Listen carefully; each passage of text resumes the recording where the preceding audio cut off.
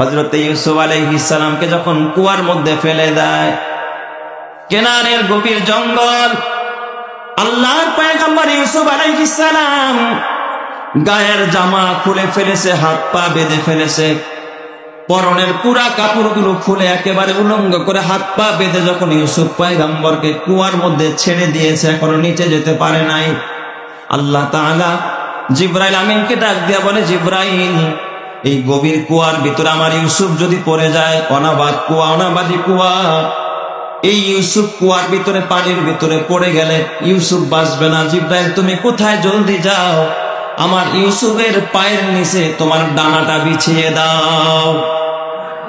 বিশ্বনবী এক হাদিসে বলেন যে বিশ্বনবী হযরতে জিবরাইল আমিনের সাথে যখন একবার সাক্ষাৎ হয়, তিনি জিজ্ঞাসা করেন, ভাই জিবরাইল, আপনার চলার গতি কত?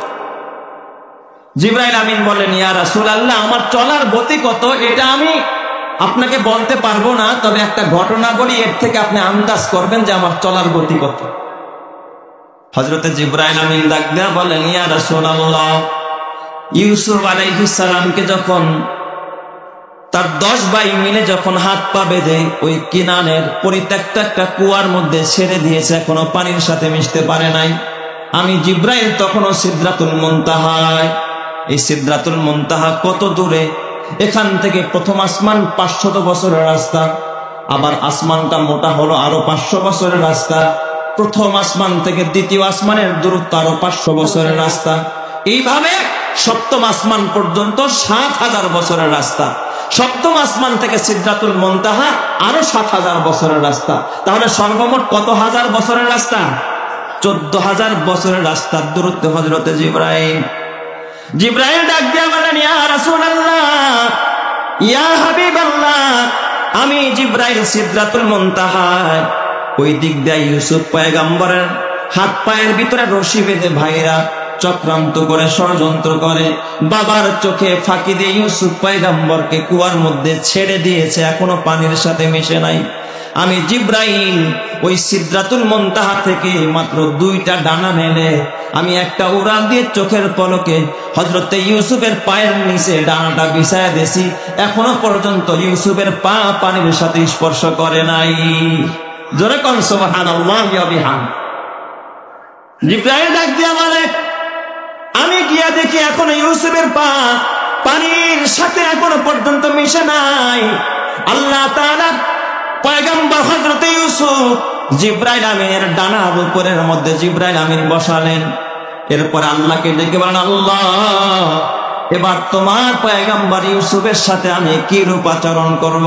আল্লাহ বললেন, ও জিবরাইল, তার ডান হাতের মধ্যে দেখো তার বাবা ইয়াকুব আলাইহিস সালাতু ওয়াস সালাম একটা তাবিজ বেঁধে, তার একটা জুব্বা, হযরত ইব্রাহিম খলিলুল্লাহর একটা জুব্বা এই হাতের মধ্যে তাবিজ বানায়া বাবা বেঁধে দিয়েছে। ওই তাবিজটা খুলে জুব্বা মোবারক আমার ইউসুফের উলঙ্গ দেহের মধ্যে তুমি পরায়া দাও। হযরত জিবরাইল বলেন, আল্লাহ, এরপর আমার কি কাজ? আল্লাহ ডাক দিয়া কয়, জিবরাইল, জলদি যাও, আমার ইউসুফ ক্ষুধার্ত, জান্নাত থেকে খাবার নিয়া এই কুয়ার ভিতরে আমার ইউসুফের জন্য খাবার পরিবেশন করা আরম্ভ করো। ইউসুফকে গভীর কূপে করিয়া পালন, বেহেশতেরই খাবার দিয়া করিলেন লালন। জলিল জব্বার আল্লাহ পাক পরোয়ার, কে বুঝিতে পারে মাওলা মহিমা তোমার? বলেন না মহিমা কার? আরো জোরে বলেন মহিমা কার? পুরা ঘটনা বলা আমার মাকসাদ না। ইউসুফ পয়গম্বরকে সেখান থেকে বণিক দল উঠায়া মিশরের বাজারে নিয়ে গোলাম বানায়া বিক্রি করেছে। আর ওই মিশরের প্রেসিডেন্টের বিবি আজিজে মিসর ইউসুফ পয়গম্বরকে কোরায় করে তিনি গোলাম বানিয়ে বাসায় নিয়ে গেছে। কিন্তু আল্লাহ পাকের কুদরতের কি কারিশমা, সেখান থেকে আল্লাহ তাআলা গোলামের জিনজির থেকে আল্লাহ তাআলা তাকে আবার জেলখানায় ঢুকাইছে। 7 বছর কারারুদ্ধ হওয়ার পরে সেখান থেকে বের করে আল্লাহ তাআলা হযরতে ইউসুফ আলাইহিস সালামকে মিশরের প্রেসিডেন্টের চেয়ারে বসায়া দিয়েছে। জোরে কোন সুবহানাল্লাহ। তারা বলেন, সর্বময় ক্ষমতার মালিক কে? ওরা চেয়েছিল জেলখানায় ঢুকায়া শেষ করে দিবে, ওরা চেয়েছিল আল্লামা মামুনুল হকের জবানকে স্তব্ধ করে দিবে, জেলখানায় ঢুকায়া শেষ করে দিবে। কিন্তু কোরআনের বাতিকে যত ফুয়াবে, যত কথা ঠিক না ঠিক জোরে কও।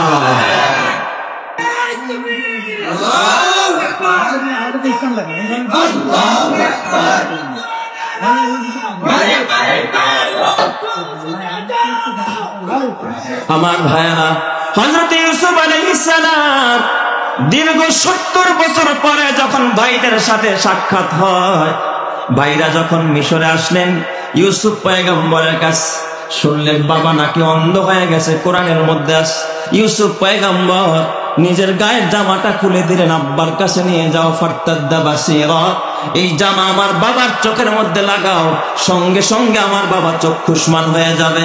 সুবহানাল্লাহ। জামানিস লম্বা ইতিহাস আমি লম্বা করে বলবো না। ইয়াকুব পয়গম্বর পরক্ষণে যখন হযরতে ইউসুফ আলাইহিস সালামের কাছে আসলেন, পিতা পুত্রের যখন 70 বছর পরে পিতা পুত্রের যখন সাক্ষাৎ হয়, ইয়াকুব আলাইহিস সালাম অজরে কান্না করতেছিলেন। ইউসুফ পয়গম্বর তখন ইয়াকুব পয়গম্বরকে ডাক দিয়ে বলে, আব্বা আপনি একজন পয়গম্বর। ও আব্বা আমিও একজন পয়গম্বর, তবে আব্বা আপনি কি আখিরাত বিশ্বাস করেন না, তাকদীর বিশ্বাস করেন না? আব্বা আপনি কি আল্লাহর উপরে পরিপূর্ণ ঈমান রাখেন না? ইয়াকুব পয়গম্বর কয়, ইউসুফ তুমি এটা কেমন প্রশ্ন করলা? আমি কেন তাকদীর বিশ্বাস করব না, কেন আমি আখিরাত বিশ্বাস করব না? আব্বা গো, যদি তাকদীর বিশ্বাস করে থাকেন, আখিরাত বিশ্বাস করে থাকেন, সবকিছু যদি ভালো মন্দ রবের পক্ষ থেকে হয়, এই বিশ্বাস যদি আপনার থাকে, তাহলে আপনি পয়গম্বর হয়ে কেন আমি ইউসুফের জন্য আপনি কাঁদতে কাঁদতে চক্ষু দুইটা কেন অন্ধ করে ফেলেছেন? বাবা 70 বছর কেন আপনি কেঁদেছেন যে আমি খেয়ে আসি না না খেয়ে আসি, আমি বেঁচে আছি নাকি মরে গেছি, আমি সুখে আছি নাকি দুঃখে আছি?